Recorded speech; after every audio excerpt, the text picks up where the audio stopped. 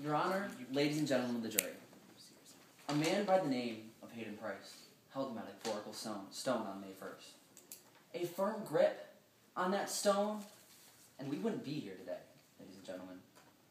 All Hayden had to do was not follow Trevor. All Hayden had to do was listen to the dispatcher.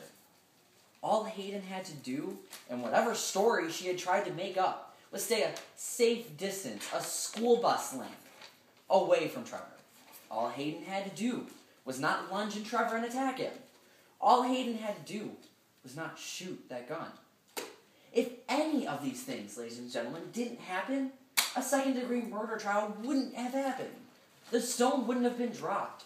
That stone wouldn't have caused the ripple effect of the water that eventually led to Trevor Young's death. Now let's talk a little bit about what we heard today. We heard from Alex Smith, a sincerely concerned neighbor who saw Hayden lose it and attack Trevor. And this an innocent young man who did nothing wrong. He heard Hayden screaming that he had a gun and wasn't afraid to use it. We hear from this that Alex Smith saw everything except for the shot. Now, I'm sorry, unless someone came up and grabbed the gun out of Hayden's hand, shot it, and ran away, as Alex had stated, we can only assume that Hayden was the one who shot and killed Trevor Young. We also heard from the dispatcher, Peyton Jones.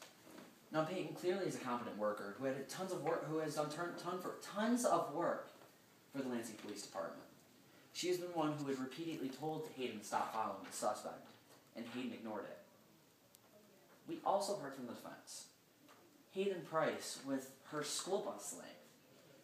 This distance between a school bus, regardless of how large it is enough that a fight should not have occurred. And I would like to point out, after the fight, she had a concussion. So any sense of defending herself is ridiculous. She can't judge that. I'm sorry, ladies and gentlemen, if I was supposedly hit as many times as she would like to say, I cannot believe, and you as a jury cannot believe, that you can be able to determine whether or not your life is at stake. And I would also like to point out that the jury that Hayden Price had said that she wanted to protect the community. But what would have happened if she would have protected Trevor Young? What would have happened? We also heard from Quinn Allen, who clearly is an incompetent officer. Clearly. He has, with the job skills, what did he do? He decided not to arrest someone who had all the elements of second-degree murder. He decided to take the law into his own hands and become the judge, the jury, and the executioner. He decided that he wasn't going to arrest Hayden Price when clearly there was second-degree murder. Let's go over that for a moment. It's the killing of a human being and the tragic death of Trevor Young. Being eminently dangerous. He shot a gun at someone, ladies and gentlemen. That is enough to be eminently dangerous.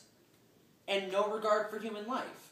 And now let's look at that. Now, what we heard from Hayden Price was that they just shot.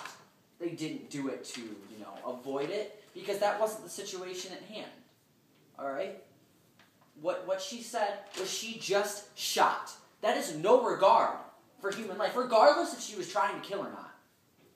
She had no regard. She was just shooting. Let's talk a little bit about the burden of proof. What we as the prosecution have to do is prove to you beyond a reasonable doubt that Hayden Price is guilty of second-degree murder, which, as I just stated, was the killing of a human being by being eminently dangerous, having no premeditation, and showing no regard for human life. All the elements are there, ladies and gentlemen. I ask you to find Hayden Price guilty of second-degree murder. Thank you.